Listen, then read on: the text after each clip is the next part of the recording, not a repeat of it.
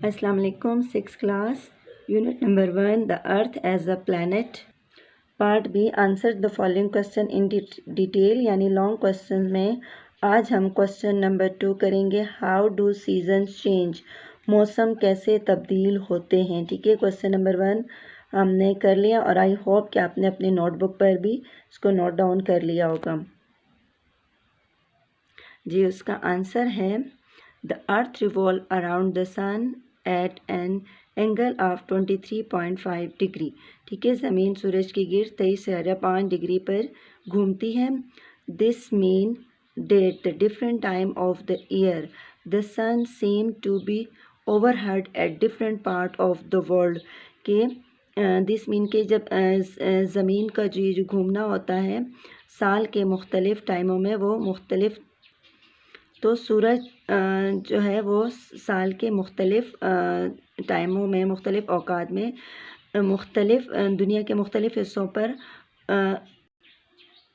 मुख्तलिफ़ अंदाज से नज़र आता है। ओवरहेड मतलब कहीं पे सूरज बिल्कुल ही सर के ऊपर होता है, कहीं पे थोड़ा सा तिरछे, यानी मुख्तलिफ़ टाइम में सूरज का जो ज़हूर होता है वो मुख्तलिफ़ अंदाज में होगा। The earth move around the sun and anticlockwise direction. जी, ज़मीन हमारे सूरज के गिर्द जो है ना एंटी क्लॉक वाइज डायरेक्शन, यानी घड़ी के सुइयों की मुखालिफ सिमत वाली में उसकी ज़मीन की सूरज की गिर्द हरकत होती है। We can study the earth revolution around the sun in 4 characteristics positions. ठीक है, ज़मीन का सूरज की गिर्द जो रेवोल्यूशन होता है उसको हम 4 मुख्तलिफ़ खसूसियात वाले पहलू के ज़रिए से उसका मुताला कर सकते हैं। पहला है मंथ वाइज। ठीक है, मार्च टू मई। ठीक है, मार्च से मई तक के, यानी इन मार्च अप्रैल मई, इन 3 महीनों में जो ज़मीन सूरज की गिर्द मूव करती है उसका दूसरा नाम है वर्नर इक्विनेंस या स्प्रिंग इक्विनेंस भी। ठीक है, क्योंकि अभी हम आगे पढ़ेंगे स्प्रिंग इक्विनेंस क्यों कहते हैं। On 20th March the sun is directly overheaded on the equator. जी, 20 मार्च को सूरज जो है वो बिल्कुल ही इक्वेटर यानी ख़त इस्तिवा के बिल्कुल ही ऊपर होता है। The length of the day and night are equal all over the world. पूरी दुनिया में दिन और रात का दौरानिया बराबर होता है। This that is beginning of the spring and summer in the, ये जो तारीख़ होती है यानी 20 मार्च, ये स्प्रिंग और गर्मियों का शुरुआत होती है in the northern hemisphere and the autumn and winter in the southern hemisphere. ठीक है, यानी शुमाली कुर्रे में हमारे पास स्प्रिंग और समर का शुरुआत होती है, जबकि जनूबी यानी साउथ में, जनूबी कुर्रे में वहाँ पर ख़िज़ा और सर्दी का मौसम शुरू होता है। दूसरा है जून टू अगस्त। ठीक है, जून, जुलाई एंड अगस्त, 3 मंथ का ये भी ड्यूरेशन है। इसका सेकंड नाम है समर सोलिस्टिस। ठीक है, by 21 June the sun is directly overhead on the latitude 23.5 degree north. ठीक है, एंड जो है ना नॉर्थ को शो करता है, यानी 21 जून को सूरज जो है ना वो लेटीट्यूड पर बिल्कुल। जी स्टूडेंट, हमने पढ़ रहे थे कि 21 जून को, ठीक है, दुनिया के जो नॉर्थ वाले हिस्से होते हैं वहाँ पे सूरज की शुआएं डायरेक्ट पड़ती हैं लेटीट्यूड पर। लेटीट्यूड वो लाइन है जो इक्वेटर के बिल्कुल मुतवाज़ी या पिलर होती है, जो मशरिक़ से मगरिब तक ड्रॉ की जाती है। ठीक है, वो लेटीट्यूड लाइन होती है। उस पर जो नॉर्थ में, लेटीट्यूड के नॉर्थ में जो कंट्रीज़ होंगी वहाँ पर this is summer in the northern hemisphere and winter in the southern hemisphere. तो नॉर्थर्न हेमिसफेयर यानी शुमाली कुर्रे में उस वक्त वहाँ पर विंटर होगा, सॉरी समर होगा, और जनूबी कुर्रे में विंटर होगा। मैं आपको एक डायग्राम के ज़रिए से ये शो करवाती हूँ। ये देखिए, ये क्लियर करके लिखा है नॉर्थर्न, साउथर्न हेमिसफेयर और नॉर्थर्न हेमिसफेयर। ठीक है, कि इस कुर्रे में, ठीक है, 21 जून को इस नॉर्थर्न हेमिसफेयर में समर शुरू होता है और उसके ऑपोजिट जो है साउथ में यहाँ पे विंटर कंसीडर होगा। क्लियर हो गया आपको ये पॉइंट। इस डायग्राम को आप गौर से देखिए। इक्वेटर 0 डिग्री है, पिलर ऑफ लेटीट्यूड, ठीक है, लेटीट्यूड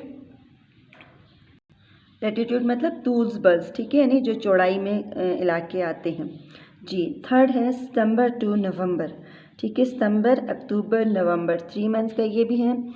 इसको हम ऑटोमल इक्विनेंस, ठीक है, सितंबर टू नवंबर का जो सेकंड नाम है वो है ऑटोमल इक्विनेंस। आपने जब मैंने ये चेंज ऑफ द सीज़न जब हम चैप्टर में पढ़ रहे थे, सो आपको मैंने इक्विनेंस और सोलेस्टिस की डेफिनेशन दोनों की बताई थी। अभी क्वेश्चन कंप्लीट होने के बाद अगेन बताऊंगी, वैसे आई होप आपको याद भी होगी। On 22nd September, both the southern and the northern hemisphere receive equal amount of sun rays ji.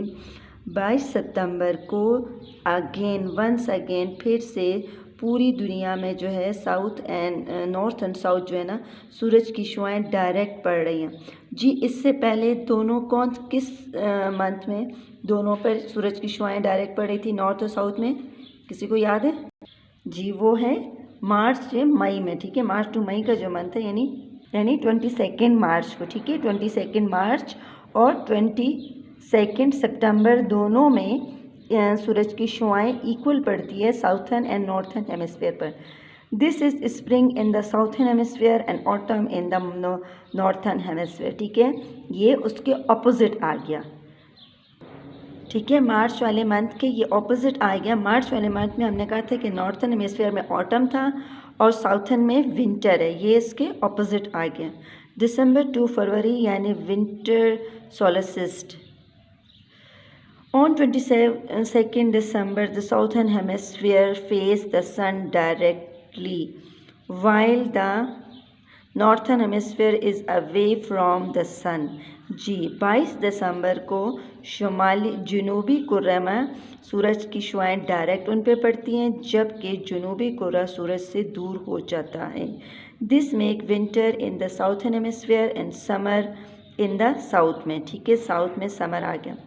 The sun now start its journey back northward again जी। दिसंबर टू फरवरी आ गया, फिर सूरज ने अपना सफ़र वापस नॉर्थ की साइड पे शुरू कर दिया, यानी अब वो फिर मार्च टू मई वाला सीज़न रिपीट करेगा।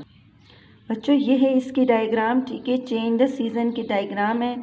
आपको मैं वंस अगेन इक्विनेंस बता दूँ। इक्विनेंस का मतलब होता है इक्विनेंस मीन्स इक्वल, ठीक है, और इको मतलब इक्वल और नॉन्स मतलब नाइट, ठीक है। जब ये जो टर्म्स है इक्विनेंस में 21 मार्च और 23 सितंबर जो है इस वक्त दिन और रात बराबर लेंथ के होते हैं।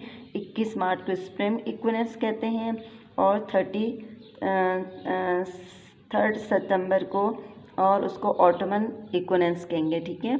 आप ये डायग्राम देखते रहें, साथ साथ मैं आपको इसके बता रही हूँ।